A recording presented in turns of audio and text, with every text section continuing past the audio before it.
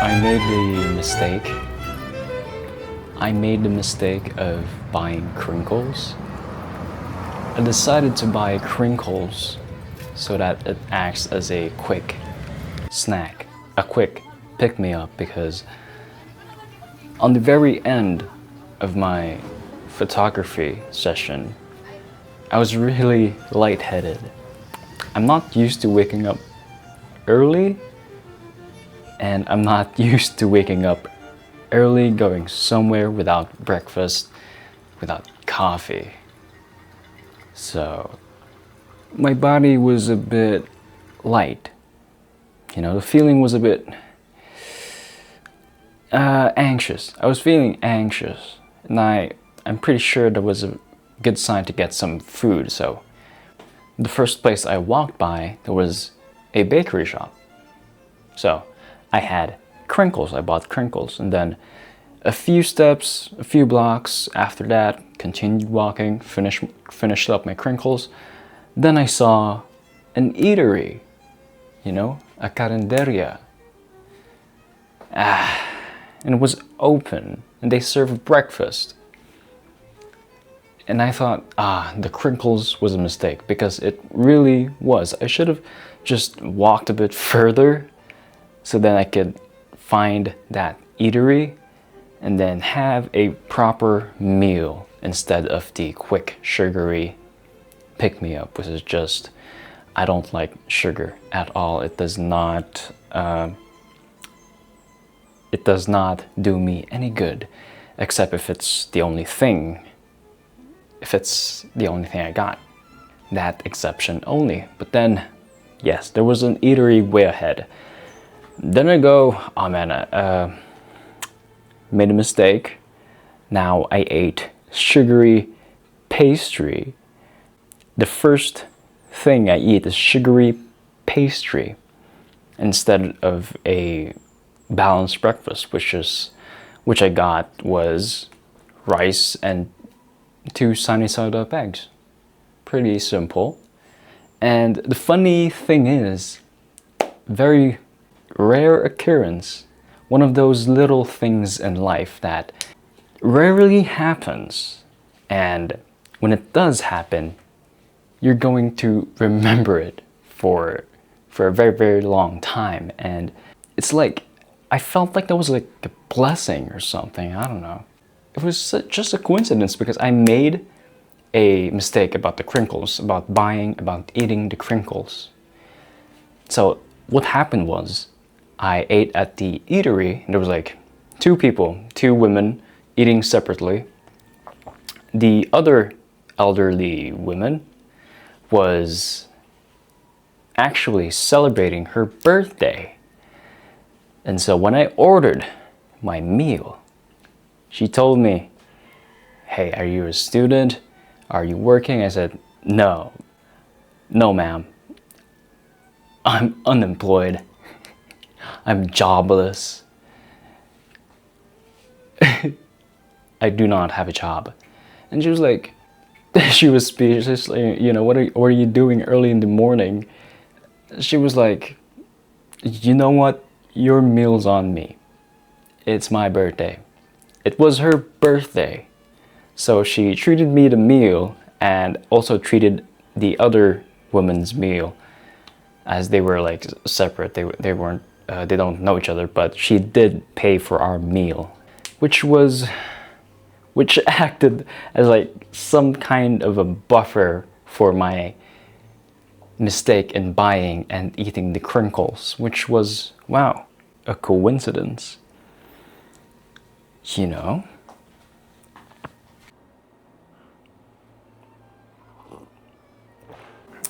So, yeah, that's basically how my photography session ended.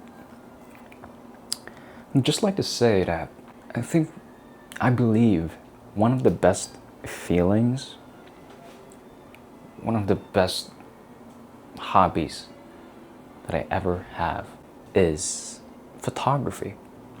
Just wandering around the city. I think walking also plays a part. Walking, observing, not like brisk walking. It's not a workout. I can't even say it's solely recreational. It's therapy. You walk, you observe, you look for something, anything. Nothing, you're not looking for anything particular. You're not looking for something for a subject that makes a good photo. No. You're just looking for, you're just looking. And then you're walking, just gentle walking. That's also good for recovery if you work out, if you play sports. You could do photography sessions on your recovery days. And also it really does something to my brain. I don't know. Mentally, spiritually, I just feel lost. Like I'm searching for nothing or anything with my camera, even though it's summertime right now where I'm at, and even if it's like early in the morning, that was like 6 or 7 in the morning, the sun still hits the skin in a not so comfortable way, you know. It still stings, and it's humid and hot, so I would sweat a lot.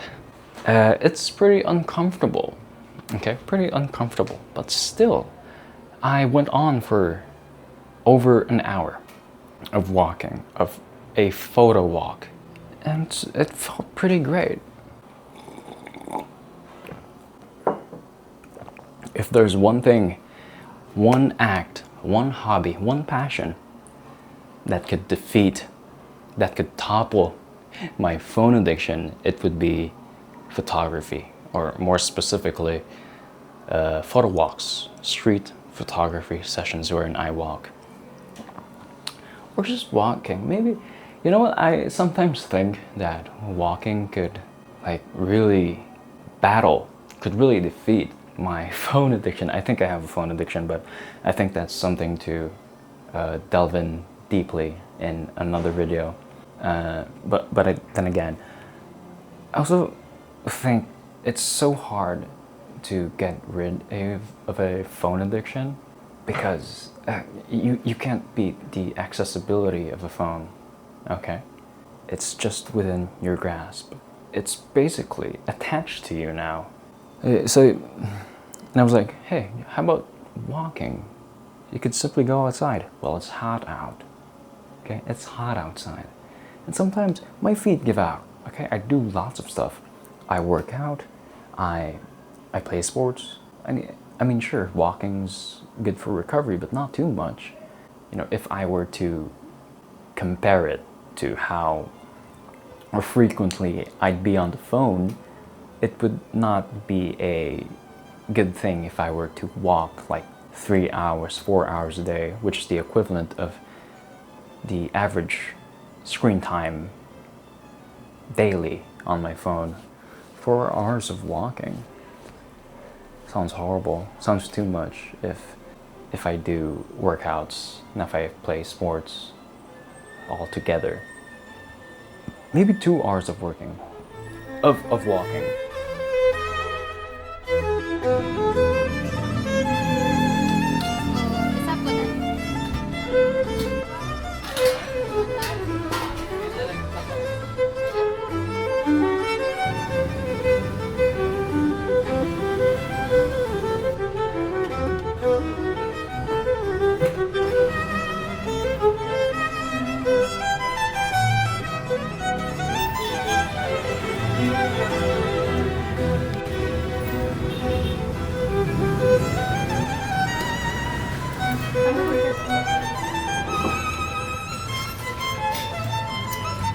This is